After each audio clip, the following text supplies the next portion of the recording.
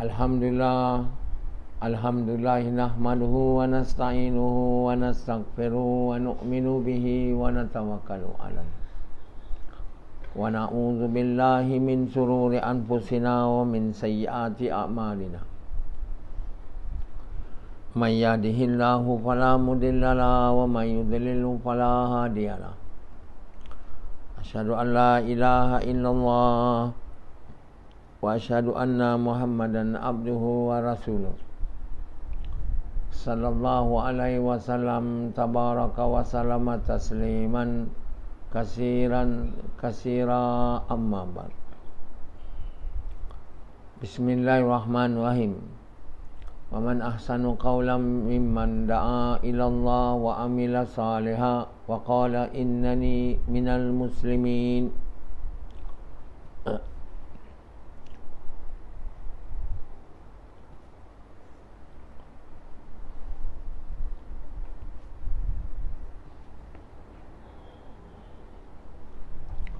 Tuan-tuan, bapa-bapa sekalian dan ibu-ibu sekalian, saya ingat dalam dunia ni yang diberi oleh Allah kemampuan untuk bagi bayan tiap-tiap hari ni, bukan kata sedikit, hampir tak ada. Satu hari dulu di Nizamuddin tu, Maulana Omar Palampuri tu, dia bagi bayan tiap-tiap pagi bertahun-tahun. Maulana Yusuf Rahmatullahi juga diberi. Mereka buat bayan lah. Sama ada bayan mereka tu betul tidak, itu hal yang lain. Tapi mereka beri bayan. Tiap-tiap hari di dunia ni, situ aja ada. Di dunia ni yang ada bagi majlis bayan pagi-pagi tiap-tiap hari orang yang sama, kecuali dia tak ada kat sini, dia pergi keluar tukar ganti orang lain. Oh tidak, dia yang saya tahu lah Maulana Omar Palampuri. Banyak orang tabligh sekarang ni tak jumpa dia. Yang dia meninggal tahun 98 tu ya. Dia banyak sakit, kencing manis lah, macam-macam. Bilik dia tu macam ward lah. Dia lama kencing manis, sejak muda. Dan Bayi Wahab juga, Syekh Abdul Wahab di Raibin. Selain daripada tu lah, dalam jangka hidup saya belum jumpa lagi. Dan saya mewarisi kerja tu lah. Saya rasa kat dunia hari ni tak ada orang. Tidak di Nizamuddin tu, Nizamuddin pun dah tutup, tinggal usaha semayang. Waktu semayang baru buka. Tidak di Raibin dan tidak di Bayi Wahab telah meninggal. Tidak di Kakri, dah lama tak. Kakri saya ingat tak pernah ada, ganti-ganti semua. Jadi tuan-tuan yang mulia, di dunia ni sejak usaha jemaah tabligh ni ada, Syekh Ilyas Rahmatullahi Allah guna dia untuk mulakan kerja mengajak manusia kepada Allah ni. Dia belajar dari Nabi Muhammad SAW, dan bila dia beritahu orang, saya tak faham apa dia cakap pasal saya. Saya faham mungkin 10% saja, 10%. Jadi bayangkan pula orang yang dengar dari dia tu berapa peratus pula. Mungkin tak ada, mungkin 1%, mungkin tak ada peratus. So itu yang faham, yang amal lagi. Jadi jangan kita ingat yang Maulana Ilyas faham tu dah kira sempurna. Dia bukan Nabi, tidak juga Nabi. Jadi kalau Nabi-Nabi tu memang semua faham lah, sebab yang ajarnya Allah. Tapi Ilyas ni yang ajarnya Nabi, bukan Tuhan. Jadi dia tak boleh buat Maulana Ilyas faham. Jadi Allah bagi faham Maulana Ilyas, dia bagi tahu yang aku faham apa Nabi ajar kat aku 10%. Jadi orang tabligh kena faham, banyak benda dia tak faham tu. Jadi jangan anggap apa yang dibuat oleh jemaah tabligh sekarang ni sangat betul. Sebab lepas tu anak yang haji lah, anak dia mana Yusuf yang tak buat pun kerja tabligh, melainkan keluar 3 hari sebelum bapa dia meninggal. Mana Inamul Hasan lagi, dan semua orang tabligh lain, berapa banyak yang faham. Kalau mana Ilyas pun faham 10%. Saya bayan, saya bukan Tuhan, saya tak boleh bagi kamu faham. Bila saya tanya waktu tu dulu, ada hampir banyak yang tak faham, apa pun tak faham. Ada faham 10%, faham 50%. Tapi sekali je Samad faham 80%. Banyakkannya tak faham. Jadi kalau kamu belajar usaha ni, selepas katalah saya meninggal dari Samad tak. Samad pun mungkin dah mati. Atau kamu yang faham, yang tak faham, apa agaknya kerja tu jadi? Tentu kerja tu tak betul. Jadi tuan-tuan yang belajar dari Nabi pun tak boleh dapat faham. Sebab Nabi bukan Tuhan. Yang faham betul-betul, yang Allah buat faham betul-betul apa dia cakap, pastikan, ialah Nabi-Nabi dan Rasul-Rasul dan Naib-Nabi. Selain itu Allah tak boleh faham. Orang tu tak boleh faham. Kalau yang mengajar dia tu bukan Nabi, Nabi pun dia tak faham. Kalau Allah tak boleh faham. Kerana yang bagi faham ni bukan Nabi, bukan makhluk. Yang bagi faham ni bukan orang, Allah SWT. Jadi sebab itu kita tak boleh ikut selain Nabi. Macam ikut buta tuli tak boleh. Yang boleh ikut buta tuli ni Nabi-Nabi je. Selain tu tak boleh ikut buta tuli. Kemungkinan besar dia banyak salah. Sebab itu tidak boleh kita kenal yang benar ni, melainkan kita ikut Nabi. Sekarang ni kita kena ikut Muhammad SAW. Lama dah dia dah meninggal, 1500 tahun. Apa yang kita faham? Kita nak ikut dia kan? Tak faham. Mana Ilyas yang diajar pun 10% faham. Apa lagi kamu yang tak pernah belajar pun dengan orang yang tak betul, dengan manusia yang tak belajar pun pada Nabi. Apa agak faham agama ni? Tentulah kamu ikut agama nenek moyang. Tentulah kamu masuk neraka. Pasti punya. Sebab selain daripada Nabi-Nabi, tak boleh bagi tahu yang betul. Yang dia bagi yang betul pun orang ikut dia pun tak boleh nak faham. Sahabat-sahabat Nabi Muhammad tu bukannya dia faham. Kalau dia faham sangat, kan, ikut betul apa Nabi cakap, Allah cakap, takkan yang sampai berbunuh-bunuhan tu. Belum lama lagi, zaman Hadrat Osman pun dia dah berbunuh-bunuhan. Satu kaum bila dah jadi berbunuh-bunuhan tu dah bukan saja apa, jadi sangat-sangat tak betul lah. Orang melawan musuh Allah, ini antara dia orang berlawan untuk apa? Kalau sekiranya satu orang datang nak bunuh kamu, kamu pun nak bunuh dia, hukumnya siapa hidup siapa mati, dua-dua ahli neraka tuan. Siapa nak bunuh satu orang Islam, dia datang, kamu pun nak bunuh dia, antara kamu mati atau hidup, dua-dua ahli neraka. Sebab dua-dua ada niat nak bunuh. Kita tak boleh mengumpat pada orang Islam ni belakang dia, fitnah dia, tak boleh. Apa lagi nak bunuh dia, berdosa. Sama ada hidup atau mati, keduanya, dua-dua masuk neraka. Sebab itu anak Nuh AS, bila adik dia kata nak bunuh dia, dia kata aku takkan bunuh kau. Abang dia tu orang surga, adik dia tu orang neraka. Ya, begitu je Islam ni. Kita tak boleh bunuh orang Islam. bunuh siapa pun tak boleh. Yang dibenarkan oleh Allah untuk kita bunuh orang yang menyebarkan fitnah.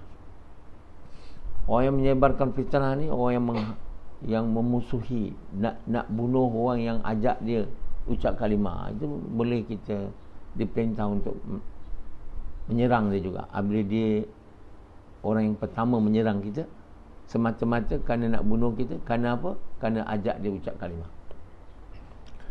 Orang yang macam ni namanya Sya Allah menyebarkan fitnah, dan bunuh dia tu, orang yang menyebarkan fitnah ni lebih baik bunuh dia tu daripada fitnah tersebar, daripada manusia seluruh dunia ni tak dapat ucap kalimah. Bunuh dia lebih baik.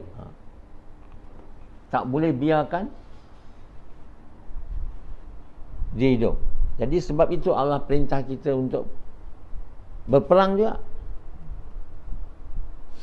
Tapi kita tak disuruh bunuh siapa pun. Kalau kita bunuh siapa pun dengan sebab yang salah, seumpama kita bunuh seluruh manusia, dosa dia. Jadi Islam ni betul-betul bukan agama bunuh-membunuh, tak ada. Allah beritahu kalau kamu cakap buruk tentang saudara kamu di belakang dia, dosa. Kalau perkara yang kamu cakap tu tak benar, namanya fitnah. Kalau benar, namanya mengumpat. Dua-dua berdosa. Tengok. Apatah lagi nak bunuh dia, nak racun dia, nak buat kesalahan, nak pukul dia. Siapa dia yang dinamakan orang Islam? Orang yang mengucap kalimah. Yang mengucap kalimah, iman tak ada. Yang ada iman belum sampai tahap Allah mahu, namanya semua orang Islam. Yang satu tak ada iman, satu iman belum sampai tahap yang Allah suka. Bila dah sampai tahap Allah suka, beriman, beramal soleh, itu baru bermulanya satu orang tu orang Islam yang berjaya. Kalau tidak, semua yang mengucap kalimah nama orang Islam. Mengucap aja kalimah tak masuk, orang masuk Islam. Dah masuk, orang beriman. Itu semua nama orang Islam. Jadi kita panggil Muslim, tapi tak sesuai. So kita panggil dalam bahasa Inggeris so-called Muslim. Kalau Muslim, orang yang dah beriman beramal soleh, tahap tinggi. Jadi saya terpaksa edit saya punya Quran yang saya tulis Muslim tu kepada so-called Muslim. Bahasa Melayu, Muslim yang dikira Muslim tapi bukan Muslim, itu nama so-called. Tapi itu kita tak boleh mengumpat. Kita tak boleh cakap buruk belakang dia. Ya, maknanya kalau kita cakap depan dia, dia marah. Itu nama mengumpat dia. Cakap buruk tentang dia, kalau kita cakap depan dia, dia marah. Itu tak boleh. Itu namanya mengumpat lah. Cakap tak benar tentang dia, namanya fitnah. Macam dia orang cakap saya ni kafir. Orang yang dulu ikut saya dan lari, dia orang sebarkan seluruh dunia, saya ni penipu, saya percaya bomoh, saya musyrik, saya syirik, macam-macam. Kalimah saya batal. Ini semua namanya fitnah. Dosa besar tu. Jadi nak membunuh satu orang Islam, walaupun kita tak terbunuh, dua-dua ahli neraka tuan. Jadi kalau orang datang nak bunuh kamu, orang tu orang Islam, kamu kata saya tak ada nak bunuh kamu, bunuhlah, macam anak Adam AS mula. Jadi Adam anak lelaki pertama, kedua perempuan, ketiga lelaki, keempat perempuan. Adam suruh yang pertama kahwin dengan laki pertama kahwin dengan perempuan pertama, laki kedua kahwin dengan perempuan kedua. Tapi ada anak dia yang tak nak ikut. Nak kahwin juga dengan kakak dia atau adik dia yang bukan untuk dia. Itu dia nak bunuh abang dia. Tapi abang kata tak mau. Saya tak bunuh awak. Awak bunuhlah saya. Adik dia tu masuk neraka. Abang dia tak. Boleh kamu buat tu? Boleh? Boleh? Susah nak buat tu. Melainkan kau betul-betul orang beriman. Boleh Yazid? Kau kalau orang nak bunuh kau dalam hati kau nak bunuh dia juga. Orang macam ni dua-dua nak bunuh, hidup atau mati, dua-dua ahli neraka. Kamu tahu tak ni sebelum ni? Tak, belum ni kamu tahu tak ni? Pernah dengar? Jadi tuan-tuan yang sahabat, zaman Osman dia bunuh satu sama lain tau. Bukan lama zaman Osman khalifah ketiga. Maknanya dia orang dah buat salah. Tidak takkan jadi tu. Sebab itu ada Osman bagi tahu, kalau kamu bunuh aku, kamu takkan berkasih sayang lagi lepas ni. Benar kata dia. Sampailah ke hari ini orang Islam bunuh satu sama lain. Taliban dengan mujahidin di Afghanistan, nama je lah. Dua-dua orang Islam. Askar Afghanistan dengan Taliban, dua-dua orang Islam. Mujahidin dekat Pakistan dengan askar Pakistan, dua-dua orang Islam. Kat Syria tu, tentera Turki lawan tentera Hafiz al-Assad, semua Islam. Keadaan tu dari dulu start hingga sekarang tak berhenti. Kamu ingat benda tu baik ke? Bunuh satu sama Islam zaman Osman tu. Bukan dia bunuh Islam, orang Islam biasa je. Ahli syurga. Yang Nabi bilang, kalau anak aku dikahwin dengan Osman ni, dia mati, aku kahwin dengan anakku yang lain. Begitu Nabi. Waktu dia nak meninggal, dia mimpi, dia puasa, buka puasa dengan Nabi. Jadi tuan-tuan yang mulia, waktu tu dia dah bunuh. Agak-agak sebab apa dia orang bergaduh? Agak-agak sebab ni. Anak Adam tu sebab nak kahwin kan, dengan adik atau kakak dia lah, adik dia kan. Yang Adam Allah tak tentu untuk dia, untuk abang dia. Dia nak juga. Itu namanya tu apa? Nak apa tu? Nak burit. Nak apa? Nak apa? Kalau nak perempuan ni nak apa? Burit. Kalau nak rumah, nak rumah besar, curi rumah, curi kereta, tu nak apa? Nak dunia. Nak benda lah. Nak jadi senator, nak jadi YB, tu nak apa? Kuasa. Itu semua tanah alamnya. Itu semua gaduhnya tu. Kalau dua orang nak burit tu, dua-dua nak bunuh satu sama lain. Tapi anak Adam ni, satu nak burit, satu tak nak. Nak Allah. Dia kata, kau bunuh aku lah. Tapi yang lain sekarang ni semua, kalau ada burit, dua-dua nak.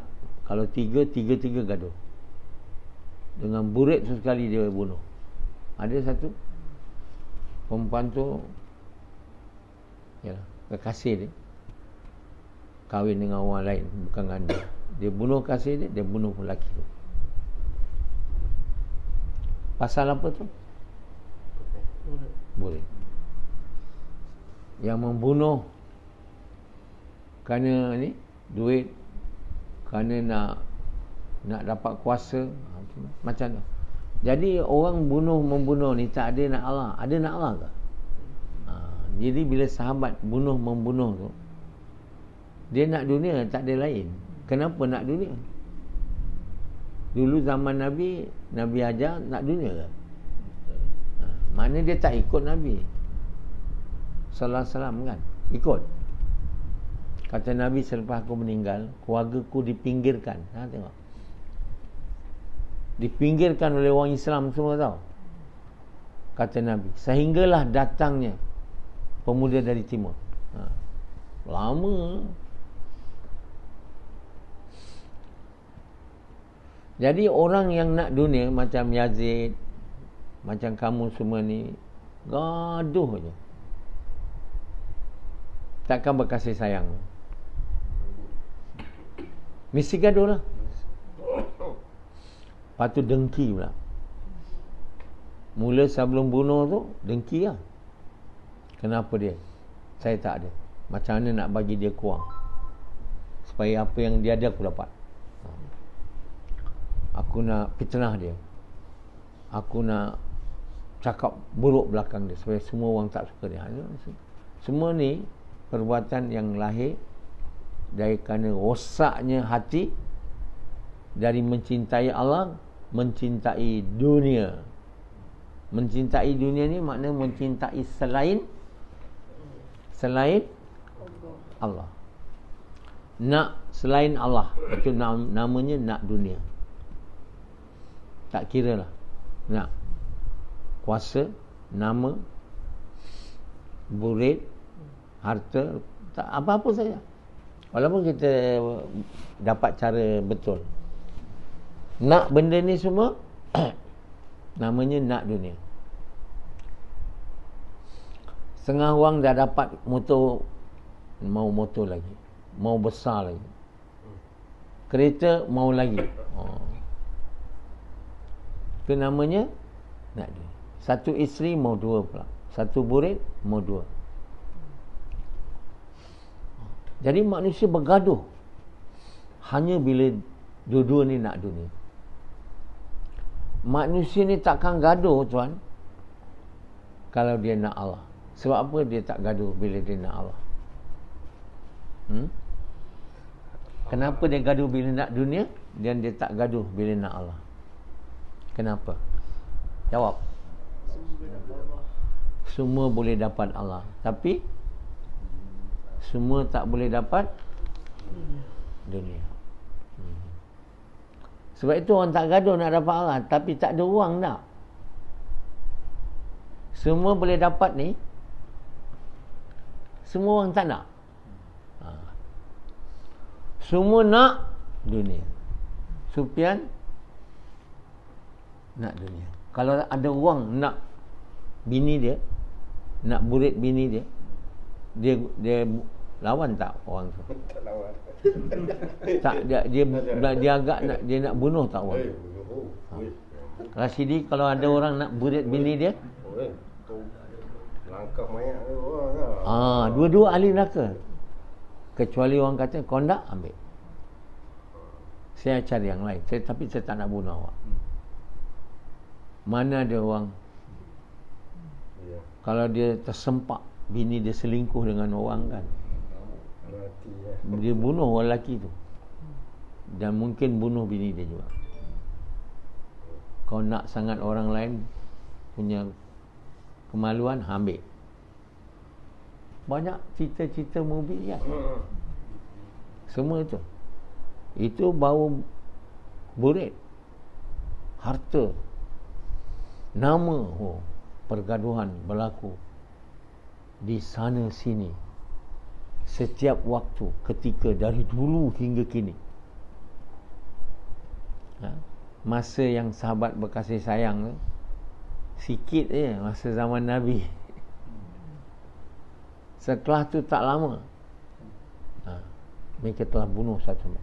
Jumlah orang Islam meninggal melawan orang kafir sikit saja dibandingkan dengan jumlah orang Islam yang mati akibat bergaduh satu sama lain. Hadrat Ali itu bergaduh, berperang dengan Hazrat Ali ingatkan dia bahawa Nabi pernah cakap kamu akan memerangi aku. Tersentak dia. Jadi tuan-tuan yang mula, perang zaman Osman, pembunuhan Osman berlarutan dengan perang di zaman Ali. Perang Siffin, perang Jamal. Enak. Hadrat Hasan Hussein dibunuh kerana orang Islam lain tak mahu keturunan Nabi ni diangkat jadi ketua. Tak ada dah. Dia orang nak kuasa. Itu namanya nak apa? Nak Allah. Nak kuasa ni. Dah tak nak Allah dah semua. Apa sebab mereka jadi begini? Tentu ada sebab. Mereka dulu bagus zaman ketika Nabi hidup. Tapi jadi nak dunia. Tentu ada sebab. Apa sebabnya? Tak ada orang nak kaji. Kenapa mereka dulu berkasih sayang? Nah, kerana masa zaman Nabi mereka semua nak Allah. Betul tak? Dulu mereka sanggup bagi makan dekat orang walau anak mereka lapar. Nabi bilang siapa nak menjamu tetamu aku? Semua miskin waktu tu. Termasuk Nabi sendiri. Sebab itu dia tanya orang sebab dia tak boleh. Satu orang sebut saya. Dia ambil lah, dia bawa. Orang pun tu dia ada makanan untuk anak dia je. Bini dia jawab, okey kau tidurkan dia. Dan lepas tu kita hidang makanan kat tetamu ni. Padamkan lampu supaya dia makan yang terampul dan kita pun macam-macam makan. Tapi kita tak makan. Allah turun ayat memuji dia. Mereka sanggup lapar walau mereka sendiri lapar untuk menjamu tetamu Rasul, tetamu Allah. Boleh Sufyan buat tu? Boleh? Boleh Sufyan? Jawab kuat. Tak boleh. Boleh engkau sama? Macam itu punya orang di zaman Nabi dulu. Ya tak? Satu orang nak dia minta satu pada Nabi. Nabi bilang kau pergi jumpa Osman. Agak Osman rumah dia sini. Dia pergi rumah Osman yang dibunuh. Dia cakap pada bini dia, kau jangan sumbu api tu jangan kuat sangat, besar sangat, kecil kan. Wah, dia kata ini kedekut punya orang. Dia tak jadi minta. Dia pergi jumpa Nabi. Nabi kata kau pergi minta, bagi tahu aku. Dia pergi lagi sekali, panggil dia. Osman dia bagi tahu aku tak ada apa makan, tak ada. Nabi suruh dia bagi satu karung duit emas. Dia terperanjat. Aku ingatkan dia ni tak ada duit kan, kedekut. Dia kata kami punya harta untuk orang lain, bukan untuk kami. Itu maksudnya orang untuk orang miskin yang Allah perintah. Begitu punya baik.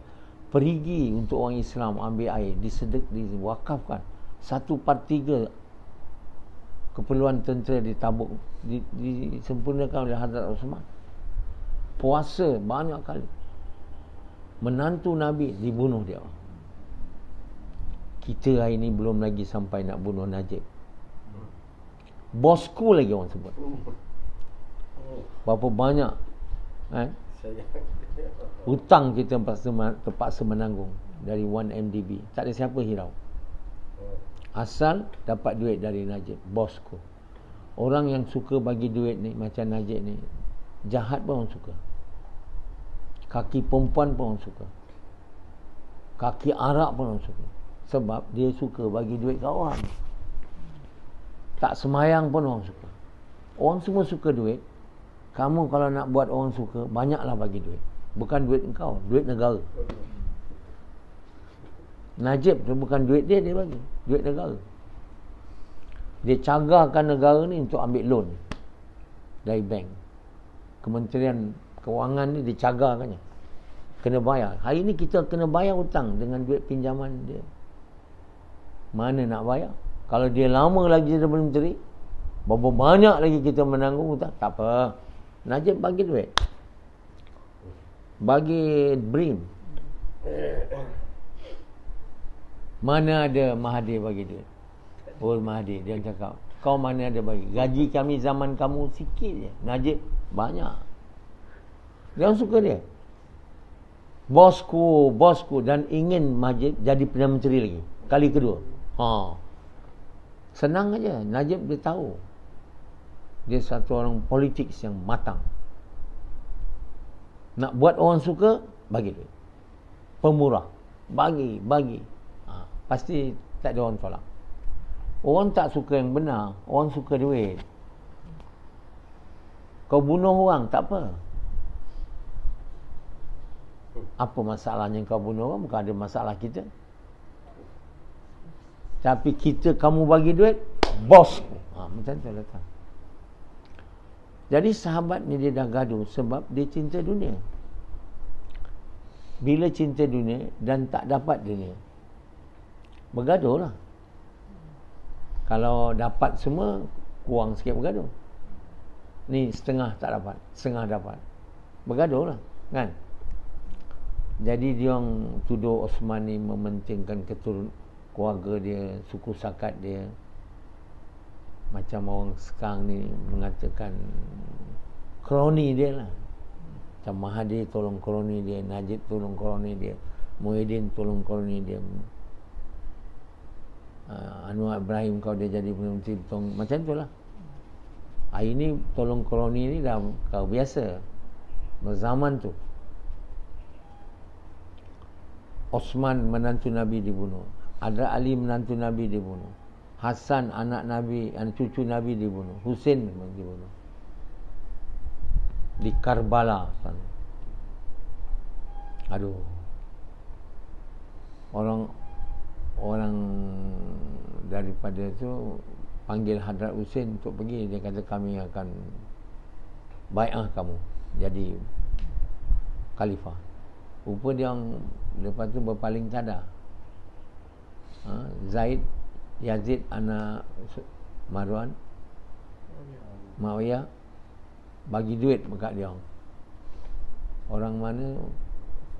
Kufah. Dia tukar. Patutnya ada apa ni tak jadi pergi, batalkan. Tapi masa tu communication ni lambat kan. Nak kena pakai surat, nak kena tunggang kuda pula. Dia tak sempat lah information tu berlaku bahawa orang Kufah sudah paling cadar, dibagi duit banyak, tak jadi. Dan tentera yang dihantar oleh Yazid tu berjumpa dia di Karbala, bunuh semua. Dan bayangkan, sebab itu Nabi bilang keluarga aku dipinggirkan. Tengok kenapa orang Islam sanggup meminggirkan keluarga Nabi. Tak lain sebab dunia tuan. Apa sebab mereka jadi begini? Tentu ada sebab, takkan tiba-tiba je. Kerana mereka meninggalkan setelah Nabi SAW meninggal dunia, mereka meninggalkan kerja mengajak manusia kepada kebaikan, mencegah kemungkaran dengan cara Nabi SAW, dengan korban harta diri mereka dengan niat nak sukakan. Itu kerja mereka tinggal. Mereka tak pergi rumah ke rumah, lorong ke lorong, ingatkan yang Islam tentang maksud kalimah, ajak mereka buat kerja. Ta'muruna bil ma'ruf wa tanhauna 'anil munkar, dengan pengorbanan harta diri, dengan cara Nabi, dengan niat nak suka. Dan mereka tak jumpa bukan Islam. Ajak mereka, beritahu mereka tentang kalimah la ilaha illallah Muhammadur Rasulullah, dan ajak mereka. Itu mereka tak buat. Mereka kata semua kat Madinah ni dah Islam. Dulu Nabi buat dakwah pada bukan Islam, mereka tak faham. Mencegah mungkar tu dia ingat bukan Islam aja. Mencegah mungkar bukan Islam, mencegah mungkar seluruh manusia. Yang Islam dan tak ini jangan tak faham. Jadi bila dah tak ada orang bukan Islam, mungkin ada masa tu, tapi tak macam zaman Nabi lah kan. hampir semua orang bukan Islam. Nabi memanglah dakwah orang, ajak orang bukan Islam masuk Islam. Dan yang Islam dah masuk Islam, Nabi suruh buat kerja macam dia. Ada yang tak nak buat lah. Tapi bila Nabi meninggal, dia orang kata semua sekarang dah Islam. Apa lagi kita nak buat? Kita nak ajak orang bukan Islam. Okey, kita ada cara sendiri. Pertama, kita 3 hari kita bagi tahu pada raja dia, masuk Islam. Kalau kamu tak mau, bagi kami duit, jizyah. Kalau kamu tak mau juga, jizyah tu bukan sekali je bagi, tiap-tiap bulan lah, tahun. Tidak, kami perang kamu. Dah tak betul cara. Saya pun dulu sebelum Allah bagi faham, saya ingat itu betul lah. Sebab ada hadis bagi tahu, setelah siapa ikut sunnahku dan sunnah sahabatku, dia dapat petunjuk. Itu kan sunnah sahabat tu, buat dakwah macam tu. Tapi itu cara Nabi tak? Rupanya hadis tu hadis palsu. Hadis ikutlah sunnahku dan sunnah Khulafah Rasyidin, nescaya kamu dapat petunjuk tu, rupanya hadis palsu. Aduh, saya tanya Allah lah, saya tahu. Kalau tidak, semana saya tahu? Saya ada alat nak tanya Allah. Hadis tu hadis palsu. Padahal kita semua sembahyang tarawih 20 rakaat nak ikut sunnah Khulafah Rasyidin. Lepas tu nak buat dakwah dengan perang orang bukan Islam. Makna kita paksa dia. Itu bukan dakwah, itu paksa orang. Dakwah ni tak boleh buat dengan paksa, tuan. No paksaan dalam agama. Dakwah kena buat macam Nabi-Nabi, tak ada paksa orang. Lemah lembut. Orang tak nak pun kita tak boleh perangi dia. Tak nak perang, tak boleh macam tu. Kita mesti terus dakwah dia sehinggalah dia memerangi kita. Kalau dia yang pertama merangi kita, baru ada perintah untuk merangi dia. Kita tak boleh. Dan kalau dia berhenti, dia merangi kita, kita kena berhenti juga. Tak boleh terus perang dia. Kita kena maafkan dia, seperti mana Allah maafkan kita. Itu Allah beritahu dalam Quran. Sahabat dia tak faham. Bukan dia tak faham, cinta dunia dah masuk. Dah tak boleh ikut Quran lagi dah. Ikut kita punya nafsu. Bila mereka perang dan bila mereka buat kerja dakwah macam itu, apa hasil? Dapat iman ke? Bila mereka buat dakwah macam tu, mereka dapat apa? Cinta dunia. Cinta dunia. Bila dapat cinta dunia, hasilnya gaduh lah. Bila mereka dapat cinta dunia, dapat, saya cakap tadi apa? Gaduh. Kalau dapat cinta Allah, kasih sayang. Ternyata mereka dapat cinta dunia. Zaman Abu Bakar, Umar, Osman bergaduh. Ali gaduh, hilang. Khalifat hilang. Patut orang Islam semua bijak sikit lah. Lepas ada Osman, ada Ali, okey lah. Kalau tak mau anak dia, kita buat konsensus lah, mesyuarat nak siapa, antara cadangan ni pilihlah mana yang terbanyak. Ulama-ulama masa itulah, itu patut cara memilih. Tak lawan perang. Muawiyah kata, aku takkan bayar dekat kau Ali sehingga kau cari. Itu alasan saja. Itu alasan politik. Aku takkan bayangkan kau sehingga kau cari orang yang bunuh Hadrat Osman. Ini semua politik kan. Kalau kita kasih nak Allah, kita kata okey, sekarang ni kita mesyuarat semua orang-orang yang alim, yang baik, siapa yang patut jadi khalifah. Mana yang terbanyak di antara mereka tu, pilihlah. Mungkin Hadrat Ali, mungkin tidak kan. Macam Osman tak sempat lah nak buat tu. Dia orang bunuh dia. Katakanlah Osman tak dibunuh, dia nak mati, dia panggil semua yang besar-besar punya. Dia tanya pandangan dia, mana dia agak pandangan, pilihlah, itulah dia kan. Masa zaman lepas Nabi meninggal tu, Abu Bakar dah tak boleh tanya. Terus kerana apa? Kerana orang Ansar nak memilih ketua sendiri. Umar dan Ali, Osman, Umar dan Abu Bakar pergi jumpa dia. Jangan kata Abu Bakar, pilih kamu sendiri. Kita satu. Aku bagi tahu kamu Umar ni bagus dengan Ubadah bin Jarrah. Oh, tapi Umar kata tak, mana boleh aku jadi khalifah, Abu Bakar hidup lagi. Terus dia ba'an ke Abu Bakar, orang lain berikut. Umar, Abu Bakar tak tanya orang lagi, dia bagi tahu wasiat. Lepas aku Umar bagi tahu ada 6 orang ni, kamu semua layak jadi khalifah, tapi kamu semua mesyuarat siapa patut. Putus, kamu masuk bilik. Kalau tak setuju orang tu bunuh kat situ juga. Yang tak setuju tu, keputusan tu, bunuh kat situ juga. Itu cara.